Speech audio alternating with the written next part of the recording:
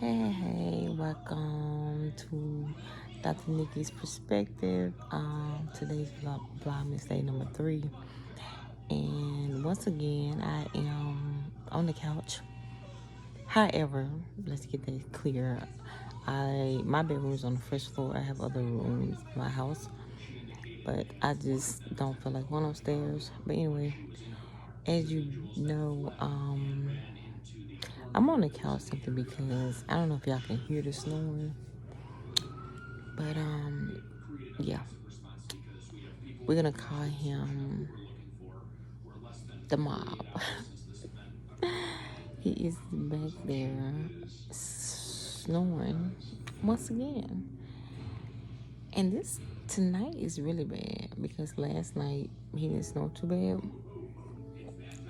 He didn't snore that bad. He didn't start snoring like real bad till like about 4 this morning, yesterday morning. But today he just yeah.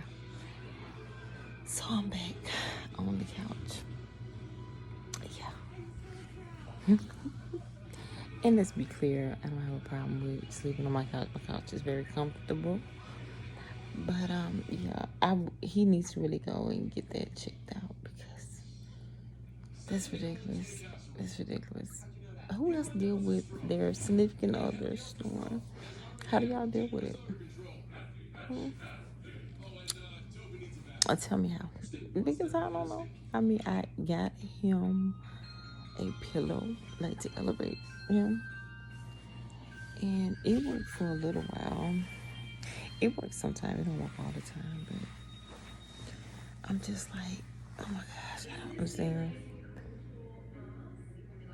Don't tell them about my eye. I should have taken them off.